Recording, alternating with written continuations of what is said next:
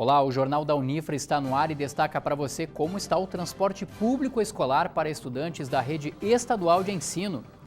Conheça um novo programa da Rádio Web Unifra. O risco do abastecimento de água para as futuras gerações. Saiba o que pode acontecer até a metade do século se a população mundial não realizar o consumo consciente deste recurso natural. O Jornal da Unifra vai trazer ainda o esporte. O rio-grandense goleia e segue em busca das primeiras colocações da divisão de acesso. Na canoagem, um campeão das águas descansa em Santa Maria, enquanto aguarda pelo primeiro teste do ano na seleção brasileira.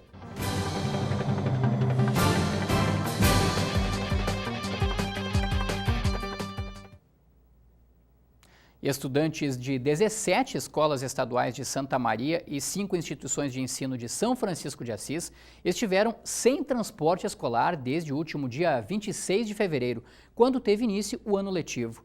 Conforme informou a 8ª Coordenadoria Regional de Educação, o serviço voltou a ser disponibilizado hoje, porém, alguns ajustes ainda serão necessários nestes primeiros dias para que o transporte seja normalizado. Quem traz mais informações para a gente é a repórter Andressa Scherer. Olá, Andressa. Olá, Rogério. Em Santa Maria, 546 estudantes dependem do transporte escolar. Deste total, estão os que residem no interior do município e também alunos da classe especial. A Escola Estadual Dr. Antônio Xavier da Rocha, que fica no bairro Itararé, possui estudantes especiais que necessitam do transporte. Nós temos no turno da manhã 6 alunos que usam o transporte e do turno da tarde 8 alunos. Esses alunos são da classe especial e como os alunos são da redondeza, os pais trouxeram, os responsáveis traziam os alunos. Hoje eles não foram avisados ainda, porque nós somos avisados sexta à tarde, queria normalizar, e hoje alguns pais trouxeram e vai normalizar a partir de amanhã. Conforme a 8ª Coordenadoria Regional de Educação, a listagem oficial com os nomes dos alunos que utilizam o transporte ainda está sendo atualizada. Por isso, os 2 primeiros dias ainda podem necessitar de ajustes, mas a expectativa é de que até terça-feira a situação seja normalizada. A recomendação é de que a escola que ainda teve alguma dificuldade nesta segunda-feira entre em contato com a 8ª CRE pelo telefone 3220 1050. Em São Francisco de Assis, a situação foi normalizada para os 440 estudantes que dependem dos veículos escolares. O motivo da falta de transporte desde o início do ano letivo seria a não autorização do contrato com as empresas pela Secretaria Estadual de Educação, que considerou o valor cobrado elevado. Uma nova licitação precisou ser realizada, o que atrasou a disponibilização dos serviços. Rogério. Muito obrigado, Andressa. A Rádio Web Unifra, veículo de comunicação que serve de laboratório para os acadêmicos de jornalismo e de publicidade e propaganda do Centro Universitário Franciscano, estreia nesta segunda-feira um novo programa. O Ser Unifra vai trazer mensagens e entrevistas para valorizar o lado espiritual da instituição, além de estimular a convivência harmoniosa da comunidade. Para que nós possamos ajudar. Microfones ligados, silêncio no estúdio.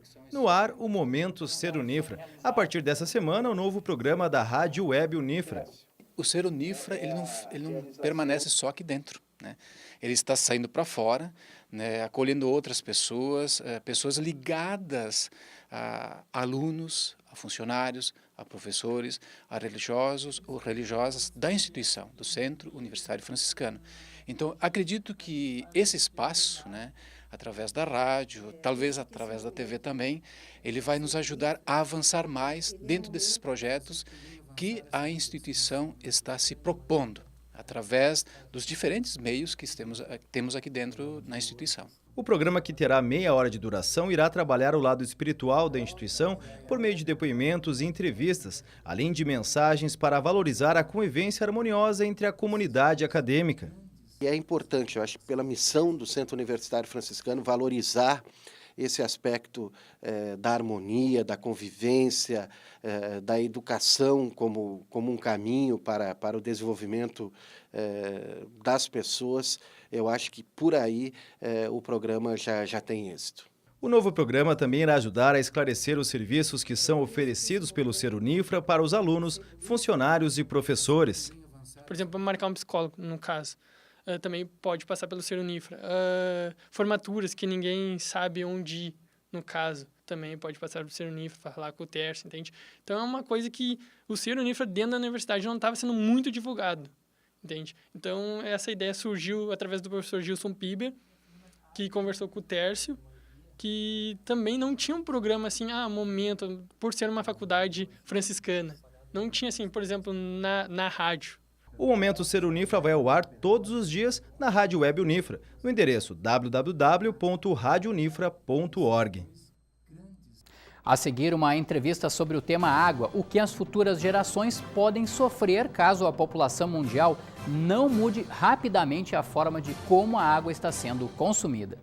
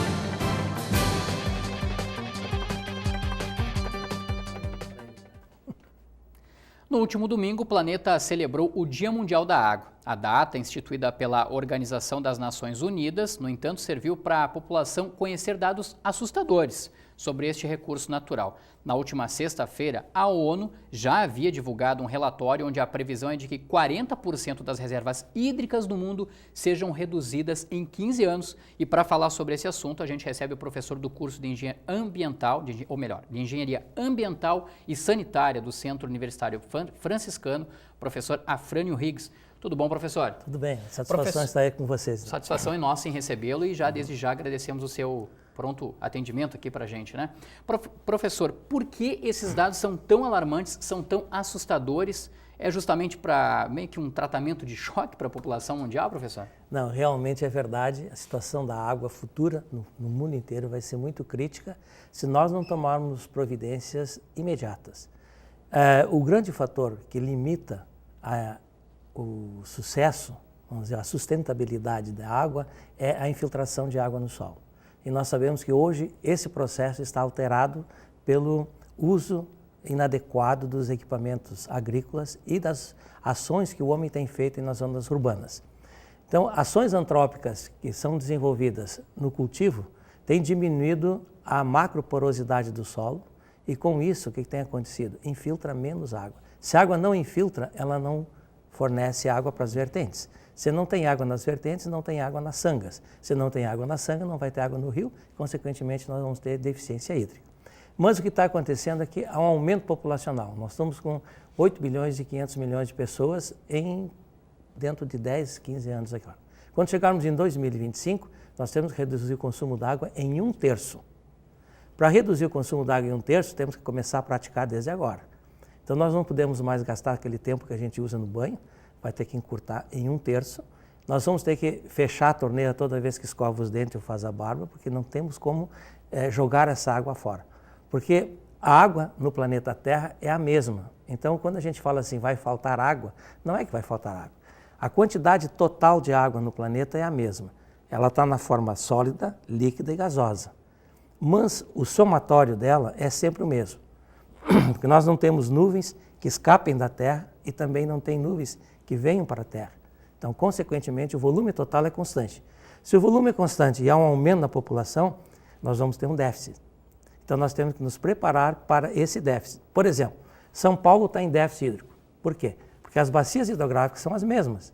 mas a população aumentou, quer dizer, expandiu-se mais as tubulações. Logo, o consumo aumentou também e, consequentemente, as barragens acabam baixando. Agora, professor, especificamente sobre essa questão do Brasil, né, já que o senhor tocou no assunto de São Paulo, os dados também, inclusive relatórios da ONU, apontam que o Brasil ele sofreu muito esse problema também em virtude da construção de hidrelétricas. Até que ponto esse desenvolvimento, né, o fator da relação do homem com a questão do recurso hídrico influenciou e pode influenciar aí pelos próximos 35 anos a situação da água aqui no mundo?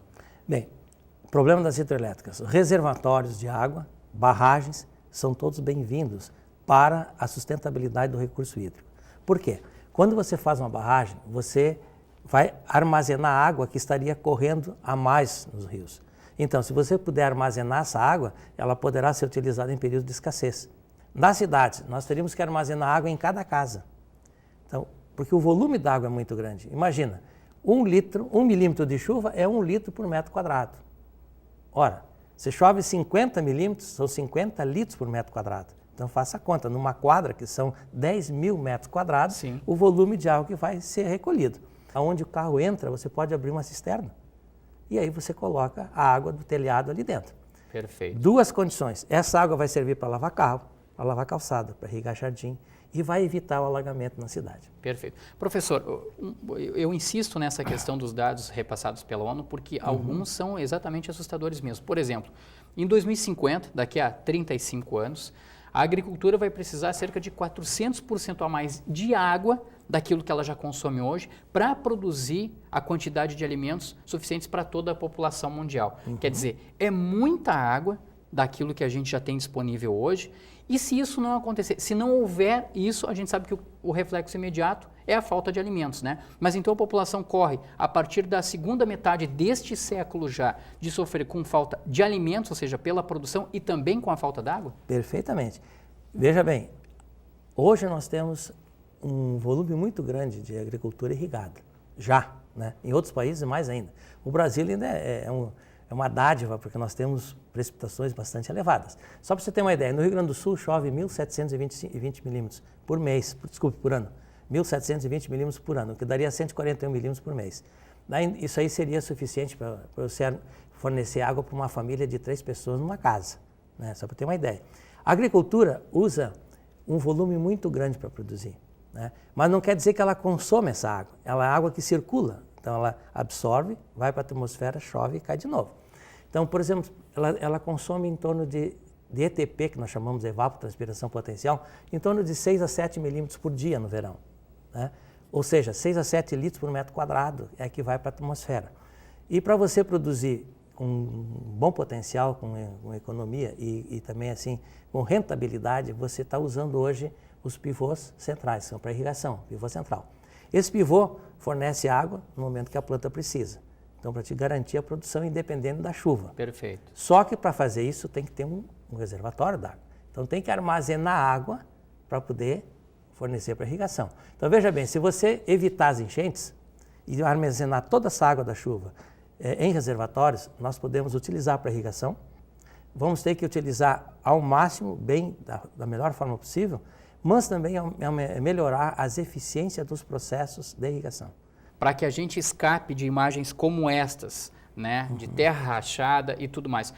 O que cada um de nós, eu, o senhor, enfim, as pessoas que nos assistem agora, poderiam ter em termos de consumo consciente? O que seria o ideal da quantidade de litros de água consumido pelas pessoas para que daqui a pouco não houvesse a falta d'água para as próximas gerações? Em torno de o quê? 60, 80, talvez no máximo 100 litros por dia? 50 litros por dia. 50 litros. 50 litros por dia seria um volume razoável para usar bem a água. Seja para o banho, para a higiene pessoal, para lavar roupa, para alimentação. Só que hoje o volume calculado pelas fornecedoras de água é em torno de 220 litros por pessoa, por dia. 220 litros. Claro que uma média isso, né? É, uma média. Só que nessa água está incluído lavagem de roupa, azeite que você mata com a água, a limpeza da cozinha, do banho, vaso, enfim, todas essas coisas. Uma coisa que vai ter que ser banido vai ser o vaso. Nos banheiros não podemos mais ter o luxo de dar uma descarga com água. Então, do ponto de vista de urbano, cisternas, armazenar água em casa, diminuir o consumo da Corsan, no caso nosso aqui da Corsan, né? Você pode reduzir esse consumo. Você pode otimizar esse armazenamento usando cloro, umas pedrinhas de cloro dentro dessa água. Perfeito. Que é tranquilo. E você faz uma caixa onde entra o carro. Você pode fazer uma caixa de concreto e jogar a água toda lá para dentro. Com isso, você pode reduzir o teu consumo em mais de 50%. Tá certo. Professor Afrânio Higgs, muito obrigado pela sua participação aqui no Jornal Unifra. Estamos à disposição sempre. Obrigado. Tá legal. Nós que agradecemos. Bom, e a seguir a goleada do Rio Grandense sobre o São Gabriel na divisão de acesso. Tem também o Inter SM, futebol americano, judô e canoagem. Antes, você acompanha a previsão do tempo para esta terça-feira.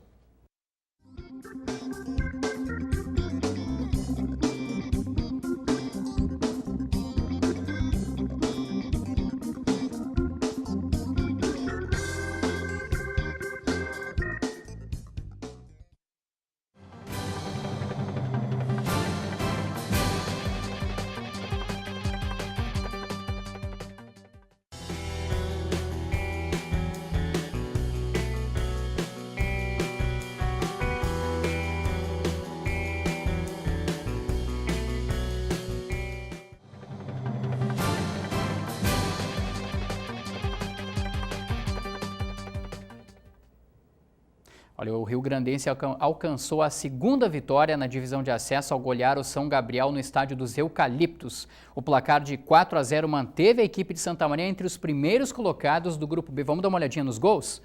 O Darlen cruzou, e olha lá, ó, 1-0 para o Rio Grandense, gol marcado pelo Cristiano. O segundo gol do Rio Grandense também no primeiro tempo, uma jogada toda do Dudu Lima, ele cruzou.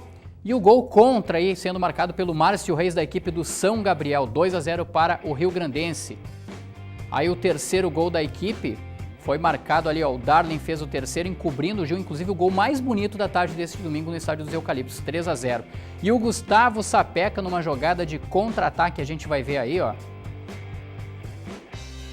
Olha só, na velocidade ele pegou a bola no campo de defesa, partiu dominando ela com a perna esquerda e chutou de perna direita para fazer Rio Grandense 4-0, fechando o placar no estádio dos Eucaliptos. E com o resultado, né, o Rio Grandense chegou aos 7 pontos em 5 jogos. O time esmeraldino volta a jogar no domingo que vem contra o Rio Grande fora de casa.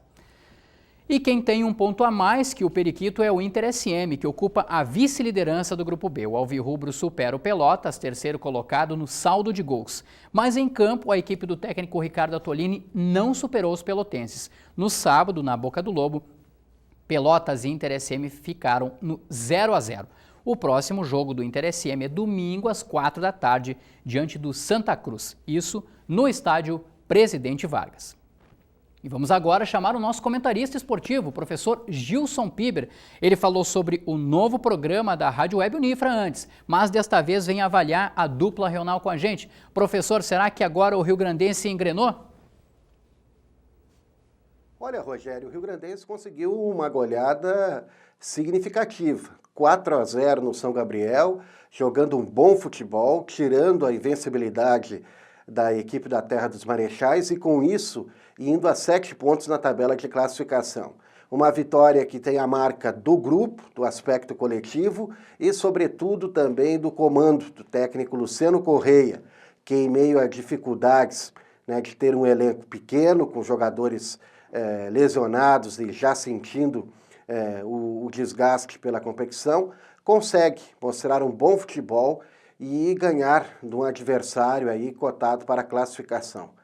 Destaques, né, para o lateral direito Darlen, né, o homem da bola parada, autor de gol, né, ele a cada jogo vai crescendo de produção, e também o outro lateral pela esquerda, o Cristiano, né, 2 peças aí que vieram da Sub-19, né, da equipe Sub-19, comandada pelo técnico Lucas Fossati. Já o Inter SM, Rogério, conseguiu um bom empate sábado contra o Pelotas na Boca do Lobo, 0-0, até teve possibilidades, né, de vencer o jogo e subiu, né, subiu para 8 pontos, né, uma boa pontuação na chave B, e no próximo domingo fecha o primeiro turno recebendo o Rio Grande, que até o momento é a pior equipe deste grupo.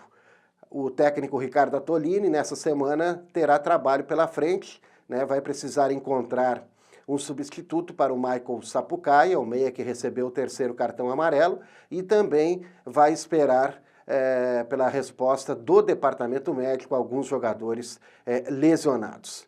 No geral, a dupla Rio-Nau mostra as caras na divisão de acesso e vai muito bem até agora, Rogério. Um abraço, professor. Se o senhor falou, tá falado. No fim de semana, a judoca Maria Portela conquistou a medalha de prata no Pan-Americano Open, realizado em Buenos Aires. Portela foi derrotada na final pela brasileira Amanda Oliveira na categoria até 70 quilos. O próximo desafio da judoca revelada em Santa Maria é no Grand Prix de Samsun, na Turquia, entre os dias 27 e 29 de março, próximo fim de semana. E o sonho do tricampeonato gaúcho de futebol americano para o Santa Maria Soldiers encerrou no domingo. O time foi derrotado pelo Juventude em Caxias do Sul por 19-0. O Soldiers vai agora em busca da preparação ao Campeonato Brasileiro, que será disputado no segundo semestre deste ano. O canoísta da seleção brasileira Gilvan Ribeiro está em Santa Maria. Além de visitar a família, ele vai aproveitar para descansar antes do controle nacional de canoagem, teste obrigatório aos atletas da seleção, que acontece no próximo sábado em Curitiba. Próximo sábado agora um grande desafio, a primeira seletiva nacional, então já tem que mostrar um bom resultado, ainda mesmo não sendo o foco principal, tem que demonstrar um trabalho, porque os atletas que estão fora do time estão querendo entrar, então a gente tem que defender a vaga. Então nada melhor que vir para casa uma semana antes, descansar um pouco, manter os treinamentos, mas também estrategicamente para a seletiva é importante. Na verdade, a gente vem buscar um colo da mãe, aí, um abraço do irmão e, claro, curtir a namorada, que já para o mês de julho vem aí uma herdeira, é isso, Gilvan? É a primeira herdeira da família Ribeiro, digamos assim. Estou muito feliz com a notícia. Então é uma força a mais, uma energia a mais para essa preparação final para as Olimpíadas. Então com certeza eu acho que a melhor medalha que eu já conquistei vai ser ela. Já escolheram o nome da menina ou não? Sim, vai ser Clara. E a partir de agora você passa a remar por 2, 3, 4, como é que é isso? Conta pra gente. Agora o coração está maior, digamos assim, né? Eu acho que um filho na vida de uma pessoa muda tudo, como a gente estava conversando antes. Então é um momento muito especial. Estou lá remando dentro do caiaque, estou pensando nela a todo momento. Como é que está sendo a tua rotina lá em Curitiba, principalmente com... Não dá para deixar de pensar, né, Gilvan, nas Olimpíadas de 2016? O objetivo a longo prazo, sem dúvidas, são as Olimpíadas. Né? Agora em agosto vai ser a primeira chance que a gente vai ter de carimbar o passaporte para o Rio 2016, vai ser no Campeonato Mundial. E já em março do próximo ano, ou seja, daqui a um ano, exatamente, é a última chance que nós temos. Então a nossa Olimpíadas mesmo acontece daqui a um ano. Então um ano para o esporte de alto rendimento é um tempo muito curto, uma preparação olímpica, então a gente agora foca o diário nas Olimpíadas. Treinamento duro, rotineiro, né? Tanto na parte da academia, natação, corrida e na parte específica do caiaque. Agora a gente está terminando o período de base, então rodamos uma quilometragem muito grande, cerca de 150 quilômetros por semana só de caiaque. Nesse controle nacional da canoagem velocidade do qual você participa no sábado, você deve participar no K1 200 metros e também no K1 1000 metros, é por aí? São essas duas distâncias olímpicas na embarcação individual que eu vou estar disputando e defendendo a minha vaga no time nacional. Você já foi aluno da instituição, já foi aluno do Centro Universitário Franciscano. Cada vez mais o Gilvan deixa um orgulho para Santa Maria, mas também que é a torcida do pessoal aí dos estudantes da Unifra. Sem dúvidas, tenho muitos amigos aqui, grandes amigos realmente fiz na Unifra, quando eu estudei em 2012 e o ano passado. Pretendo retornar, quero concluir meu curso aqui na instituição, depois das Olimpíadas é o próximo passo.